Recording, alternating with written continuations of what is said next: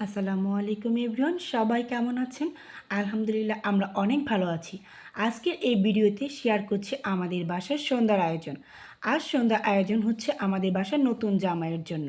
কিছুদিন আগে আমাদের বাসায় আমার ভাসুরের মেয়ের বিয়ে হয়, তো সেই নতুন জামাইকে আজকে চা নাস্তার জন্য আমি ইনভাইট করেছিলাম। তো চা নাস্তায় তো আর শুধু চাটাই রাখা যায় না, তো চার সাথে আর কী রাখবো ভাবতে ভাবতে মনে হলো, যেহেতু এখন শীতের দিন, বাঙালিদের শীত মানে পিঠা পায়েস খাওয়ার উৎসব, তাই এই শীতে ঝটপট করে বানিয়ে ফেলাম আমাদের এই পাটিসাপটা পিঠাটা। এখানে খেজুরের গুড় দিয়ে আমাদের এই পাটিসাপটা পিঠাটা তৈরি করা হচ্ছে। আমার খুব ইচ্ছা ছিল বা আমার খুব পছন্দ এই পাটিসাপটা পিঠা খেজুরের গুড় প্লাস নারকেল নারকেল দিয়ে বানানো, কিন্তু আমাদের ঘরে এখন নারকেলটা সংগ্রহে না থাকার কারণে শুধু খেজুরের গুড় দিয়ে আমরা এই পাটিসাপটা পিঠাটা তৈরি করে ফেললাম। দেখুন মার্শাল্লাহ, আমাদের এই পাটিসাপটা পিঠাগুলো খুব সুন্দর হয়েছিল। এবং এই পিঠার সাথে আরও রেখেছিলাম পুডিংটা। আর এই পুডিংটাকে আমি 2-3 ঘন্টা আগে বানিয়ে ফ্রিজে রেখে দিই, এবং সেটাকে এখন আমি ফ্রিজ থেকে বের করে এই পুডিংয়ের বক্স থেকে বের করছিলাম। তো এই পুডিংয়ের বক্স থেকে বের করার আগে আমি এটাকে একটু ছুরি দিয়ে এই বক্সের থেকে আলাদা করে নিচ্ছিলাম, এতে এই পুডিংটা খুব সুন্দর মতো বের হয়।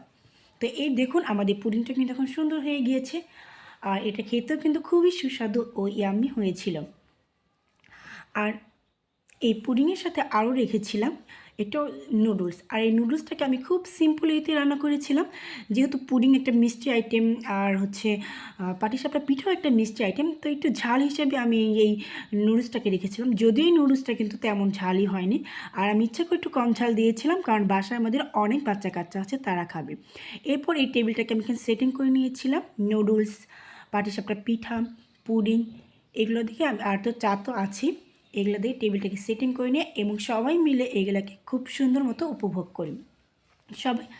এবং আমরা পুডিংটাকে সব বাচ্চা কাচ্চারা মানে এটাকে কাটার জন্য মনে হচ্ছিল যে ওদেরকে মানে বার্থডে, তোরা বার্থডের মতো করে এটাকে কাটছিলাম। তো এই সব আমাদের নতুন জামাই তার সব শালাশালিদের নিয়ে এই পুডিংটাকে কাটছিলাম। আর আর সর্বশেষে আমরা এই চাটাকে ঢেলে নিচ্ছিলাম, এবং এই চা পান করার মাধ্যমে আমরা আমাদের আজকের এই সন্ধ্যার আয়োজনটাকে শেষ করি। আর আমার এই ভিডিওটি যদি ভালো লেগে থাকে তাহলে অবশ্যই লাইক, কমেন্ট অ্যান্ড শেয়ার করবেন। তো আজকের ভিডিওটা এই পর্যন্তই। Tata, bye bye.